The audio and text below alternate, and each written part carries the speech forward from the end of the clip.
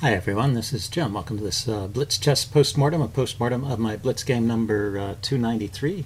I was black here and my opponent played G3, a very rare opening. Well, let's see, let's back up.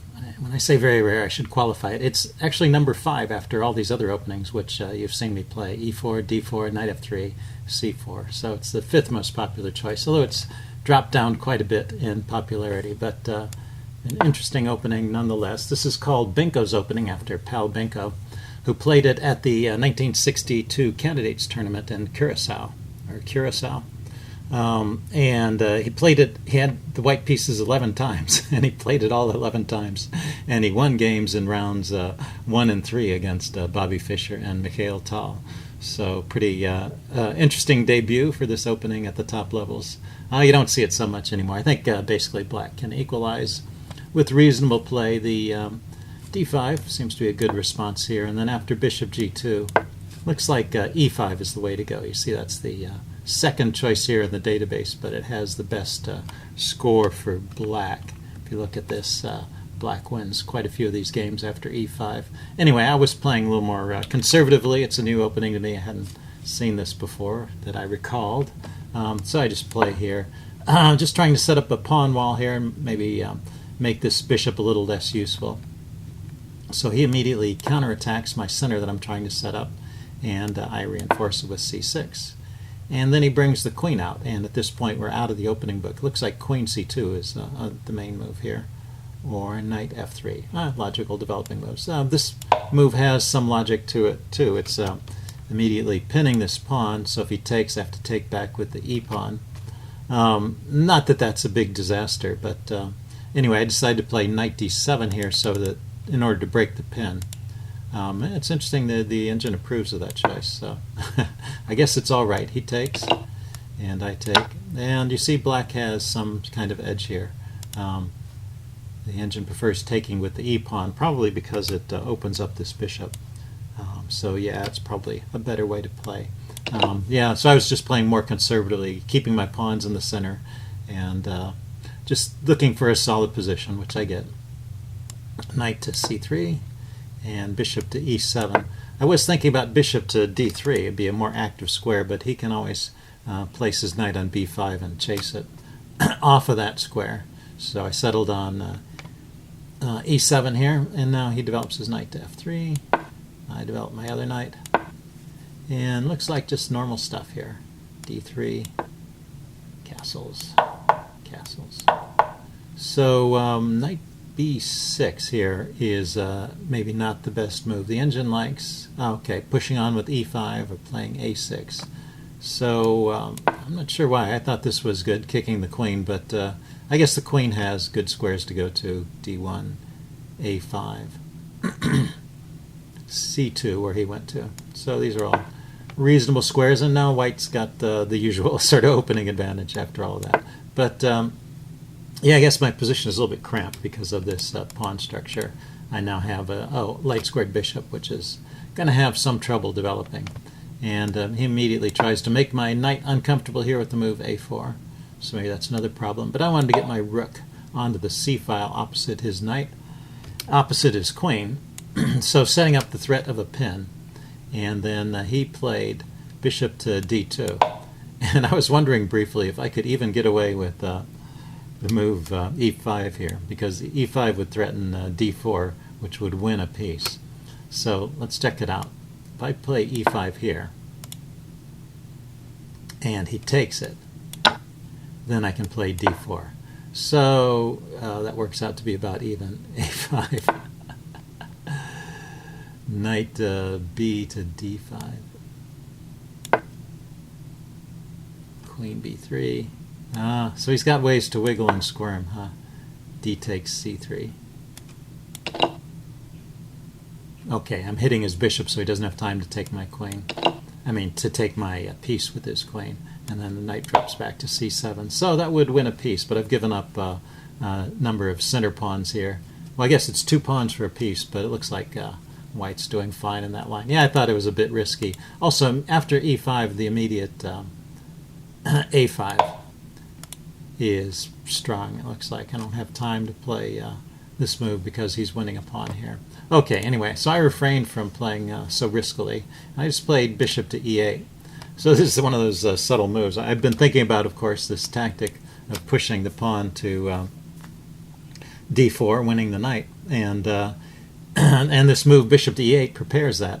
And it's funny because I guess my opponent didn't see that. It's one of those things you can easily miss. I mean, I'm making a retreating move with the bishop, but you always have to look at all the effects that a move makes. And by retreating this bishop, I've opened up the view of the queen onto this file. So when he played his move here, which was b3, just ignoring my threat, then I can push on with d4 and win the knight. So it's pretty much over here, although he puts up a good fight. I mean, he keeps the game going. He plays queen to b2, so I take, and then he plays bishop to c6. Oh, it's my turn. I play bishop to c6. Yeah, so my bishop was through retreating, and comes back out to a more active square where it's opposing his bishop. And let's see, if we back up, my bishop, if I played my bishop to c6 in this position, it blocks the view of the rook, which is needed for the pin. So bishop to e8 was the only move that that kept both the queen and the rook on open lines for the queen and the rook. Okay, so but then after I win material, then I want to develop my pieces and not get squished in a sudden attack. So he comes forward, knight e5. I go knight b to d5. I didn't want to have the exchange take place here on c6 and maybe lose a pawn. I want to hold on to my advantage as much as I can. And then I want to get rid of this knight here, which is kind of a pain. Interferes with the development of my pieces. So I'm lining up my bishop and my queen to put pressure on it. He decides to cash out by taking, and I was okay with this. This pawn maybe is a bit weak, but it also holds back White's queenside pawns for the moment. So rook fc1, though, is a good move here to try and take advantage of my pawn here and maybe get a pin going himself. So I get out of the way of the pin, and he pushes on with b5. But here I can take, and he takes back with the queen, and I can exchange rooks. So just being a piece up, if I exchange pieces, I have a one end game as long as I keep enough pawns on the board. That's the key in this idea of exchanging down. Takes back, and then rook to b8, chasing his queen. Queen drops into a6, and now I just play h6 at this point. I didn't have, let's see if the chess engine has any great ideas. No, nothing particularly great.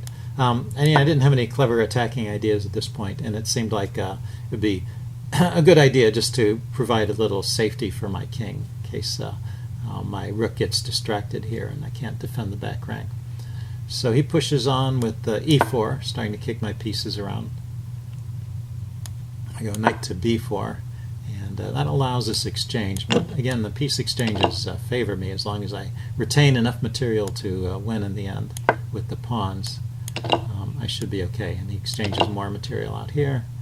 And so I play queen e8, offering to go all the way into the endgame where I'm just have a knight against a pawn. It should be an easy win. He declines. He tries to keep the tension in the position, hitting my bishop. And right here, I could have just taken his pawn, and probably should. The engine points that out right away, but I defended my bishop instead, and this keeps me with a solid advantage. So he goes d4, and I move my queen to attack the d pawn. I didn't want these central pawns coming forward and making a passer. He pushes on, and actually he gets a passer, but at least I'm in a position to slow it down and actually stop it from advancing between the bishop, the knight, and the queen. So queen d7, also offering to trade queens. He goes to deliver the check, and I run away with my king. And then he pushes on with h4. And now I finally get the idea of grabbing on a4, which I could have done earlier. But it's pretty clear at this point that he can't do anything, so it feels safe to take there. And this is a mistake. He plays bishop h3, letting go of the pawn on d4. So now there's a simple tactic here. Check the king, king moves, and then you grab the pawn and check. So I really expected him to resign at this point, but I guess he kept playing for the end game. So that forced an exchange because it was a check. If he wanted to avoid the queen exchange, he could have gone to h2, or he could have played bishop f1, and I just would have picked up the pawn. But anyway, the way it was played, I not only pick up the pawn, but I win a queen. So, I mean, I get the queens off. I don't win a queen. So this is pretty easy with the extra pawn. I just don't want to give up any of these pawns. Notice I'm careful to hold on to it, and because eventually he's going to have to give up his bishop to stop my a pawn from advancing, and he decides to do it at this point, the last possible point. And then he pushes on with f5 with the idea, I suppose, of dissolving all of my pawns over here and then seeing if I can mate him with a bishop and a knight. But actually, bishop and knight is sufficient force to mate, so you can win that if you know how. It's a little bit tricky to play sometimes.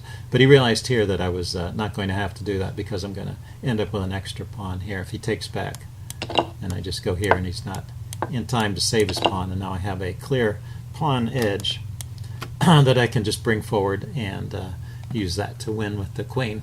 So easy win at that point, and so he resigned right here. So that's how the game ended. I thought there were a few interesting points in there. Just got to keep your eye open for those tactics and look out for those subtle moves by your opponent. Sometimes even retreating moves have tactical points to them. Okay, that's it for this video. Leave any comments you have in the section below, and I will see you again soon. Bye.